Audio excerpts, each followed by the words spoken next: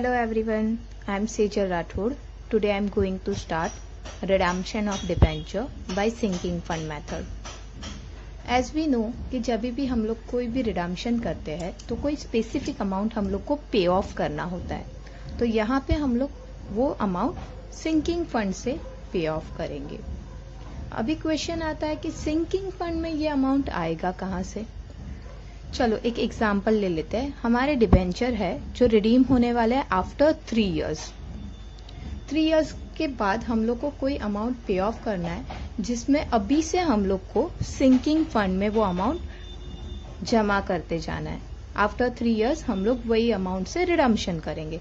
तो ये अमाउंट अभी हम लोग अरेंज कहाँ से करेंगे। क्वेश्चन आता है कि ये अमाउंट हम लोग कहाँ से अरेंज करें। तो हमारे पास एक अकाउंट है profit and loss account, right. Profit and loss account है हमारे पास। 3 साल के डिबेंचर थे, तो एवरी ईयर हम लोग 3 इयर्स तक प्रॉफिट एंड लॉस से कुछ फंड ट्रांसफर करते जाएंगे डिबेंचर सिंकिंग फंड में। अभी एक न्यू क्वेश्चन जनरेट होता है कि प्रॉफिट एंड लॉस से ट्रांसफर तो करेंगे, बट कौन सा अमाउंट, कितना अमाउंट, कितने रुपए ट्रांसफर करेंगे, राइट। तो इसके लिए टेंशन लेने की कोई जरूरत नहीं है।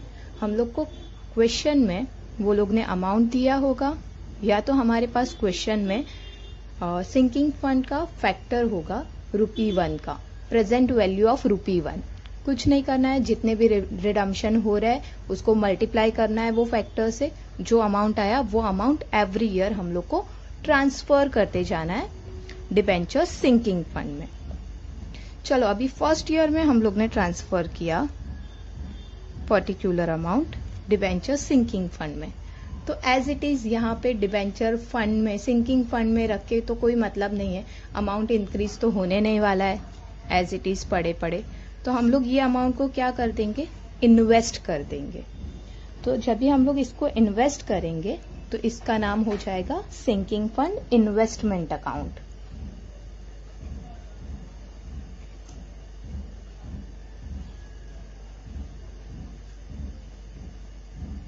Investment account. फर्स्ट ईयर का जो भी पर्टिकुलर अमाउंट आया पीएनएल से हम लोग ने ट्रांसफर किया डिबेंचर सिंकिंग फंड में। अभी सिंकिंग फंड से हम लोग उसको जा रहे हैं इन्वेस्ट करने। फर्स्ट ईयर के अमाउंट को हम लोग ने कर दिया इन्वेस्ट। डिबेंचर का जो सिंकिंग फंड अमाउंट था उसको हम लोग ने सिंकिंग फंड इन्वेस्टमेंट में इन्वेस्ट कर दिया। अभी इन्वेस्ट तो किया, इन्वेस्ट करने के बाद हम लोग को इंटरेस्ट मिलेगा इन्वेस्टमेंट पे।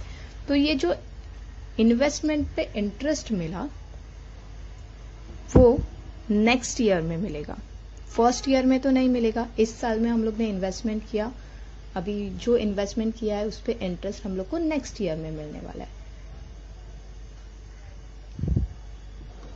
नेक्स्ट ईयर मीन्स कि सेकेंड ईयर में उसका इंटरेस्ट मिलेगा हम लोग को, जो इन्वेस्टमेंट हमने फर्स्ट ईयर में किया है।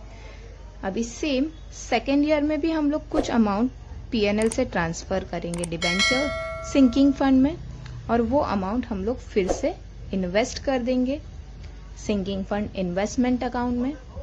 अभी ये जो सेकेंड ईयर में जो अमाउंट इन्वेस्ट करेंगे वो सिर्फ पीएनएल वाला अमाउंट नहीं, फर्स्ट ईयर का जो इंटरेस्ट मिला था इन्वेस्टमेंट का वो अमाउंट प्लस पीएनएल से जो अमाउंट हम लोग ने लिया वो अमाउंट, दोनों अमाउंट को ऐड करके सेकेंड ईयर में हम लोग इन्वेस्टमेंट करेंगे और उस पे हम लोग को इंटरेस्ट मिलेगा थर्ड ईयर में। अभी थर्ड ईयर में जो अमाउंट ट्रांसफर करोगे डिबेंचर सिंकिंग फंड में, उसको हम लोग को इन्वेस्टमेंट में नहीं डालना है, उसको इन्वेस्ट नहीं करना है, बिकॉज हमारे रिडम्पशन हो रहा है थर्ड ईयर में, तो डिबेंचर हम लोग को रिडीम करना है। तो थर्ड ईयर में हम लोग को वो अमाउंट इन्वेस्ट नहीं करना है। हम लोग को करना क्या पड़ेगा, जो ऑलरेडी हम लोग ने 2 इयर्स में जो इन्वेस्ट किया है उसको करना पड़ेगा सोल्ड। 2 इयर्स का जो इन्वेस्टमेंट था उसको हम लोग ने कर दिया सोल्ड। सोल्ड करोगे तो आपको या तो प्रॉफिट मिलेगा या तो लॉस मिलेगा, राइट। 2 साल का जो इन्वेस्टमेंट था वो हम लोग ने सोल्ड कर दिया, उससे प्रॉफिट लॉस जो भी हुआ अभी हमारे पास सफिशिएंट अमाउंट है रिडम्पशन का, तो अभी ये अमाउंट से हम लोग कर देंगे हमारे डिबेंचर रिडीम 3rd ईयर में। एंड कुछ बैलेंस अगर बच जाता है हमारे पास तो उसको हम लोग ट्रांसफर करेंगे जर्नल रिजर्व अकाउंट में। Now let's see the journal entries for this. 1st year में हम लोग ने P&L से ट्रांसफर किया डिबेंचर सिंकिंग फंड में, तो हमारा 1st ईयर का एंट्री हो जाएगा। 1st ईयर का entry, first entry is annual instalment का entry, profit and loss account debit to sinking fund account. P&L से जो अमाउंट हम लोग ने सिंकिंग फंड में ट्रांसफर किया था उसकी एंट्री है ये। उसके बाद हम लोग ने वो अमाउंट को इन्वेस्ट कर दिया था, तो इन्वेस्टमेंट मेड की एंट्री आएगी sinking fund investment account debit to bank account. 1st year की एंट्री हो गई खत्म। अभी हम लोग को जाना है 2nd ईयर।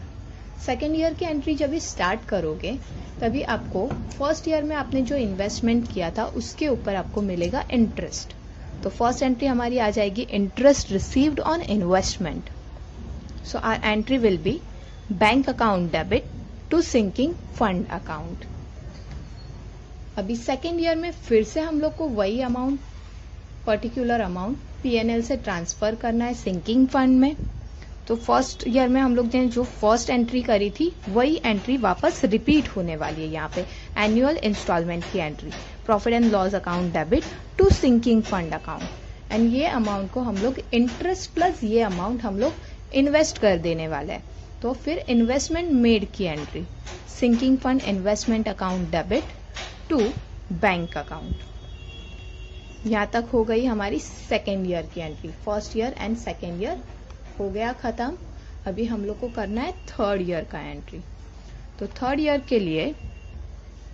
के लिए हमारा 3rd ईयर में तो रिडम्पशन हो रहा है, तो फिर भी हम लोग को सबसे पहले 3rd ईयर का अमाउंट तो ट्रांसफर करना पड़ेगा। तो फर्स्ट एंट्री इंटरेस्ट की आ जाएगी, जो हम लोग ने 1st ईयर और 2nd ईयर में इन्वेस्टमेंट करे हैं वो इन्वेस्टमेंट पे हम लोग को इंटरेस्ट रिसीव्ड होगा, तो वो एंट्री आ जाएगी first bank account debit to sinking fund account.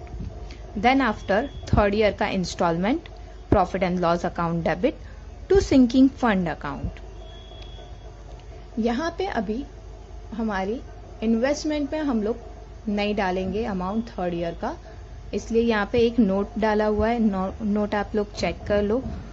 No investment are to be made in the year of redemption. जिस साल में हम लोग को रिडम्पशन करना है उस साल में हम लोग वो अमाउंट को इन्वेस्ट नहीं करेंगे, because we want that amount, वो मनी हम लोग को चाहिए रिडम्पशन के लिए, तो इन्वेस्ट नहीं करना है वो पैसे को। अभी जो ऑलरेडी हमारा इन्वेस्टमेंट था 2 इयर्स का उसे हम लोग कर देंगे सोल्ड करोगे तो या तो आपको प्रॉफिट होगा या तो लॉस होगा। अगर आपको प्रॉफिट होता है इन्वेस्टमेंट सोल्ड करके तो आपकी एंट्री हो जाएगी bank account debit to investment to sinking fund investment account to sinking fund account. और अगर आपको होता है लॉस, इन्वेस्टमेंट सोल्ड करके अगर लॉस हो जाता है, then bank account debit sinking fund account debit to sinking fund investment account. और अगर अभी हम लोग कर देंगे रिडीम हमारे डिबेंचर, आफ्टर रिडम्पशन अगर हमारे पास कुछ बैलेंस अमाउंट बच जाता है तो ये अमाउंट को हम लोग ट्रांसफर करेंगे जर्नल रिजर्व में। तो इसके लिए हमारी एक लास्ट एंट्री हो जाएगी sinking fund transfer to general reserve की, sinking fund account debit to general reserve account. ये हो गया हमारे सिंकिंग फंड की एंट्रीज सारी, redemption of debenture by sinking fund method. अभी annual instalment is equal to amount of redemption into factor in sinking fund table. हम लोग को क्वेश्चन में ऑलरेडी ये फैक्टर दिया होगा, एक एग्जाम्पल लिया है मैंने। The sinking fund table shows that ₹0.31720856 invested at 5% compounded interest will become ₹1 in 3 years. If amount of redemption is 6,60,000, the annual interest to be made towards sinking fund is अभी यहाँ पे question पूछा है कि हम लोग को अगर 6,60,000 का डिबेंचर रिडीम करना है तो पीएनएल से एवरी ईयर हम लोग को कितना अमाउंट ट्रांसफर करना पड़ेगा डिबेंचर सिंकिंग फंड में। तो सिंपली आपको क्या करना है, 6,60,000 मल्टीप्लाई बाय जो फैक्टर दिया है क्वेश्चन में उसको मल्टीप्लाई करो। तो हो गया इसका मल्टीप्लिकेशन, मल्टीप्लाई करके अमाउंट आ गया 2,09,357.65। सो इसको राउंड ऑफ करके हम लोग कर देंगे।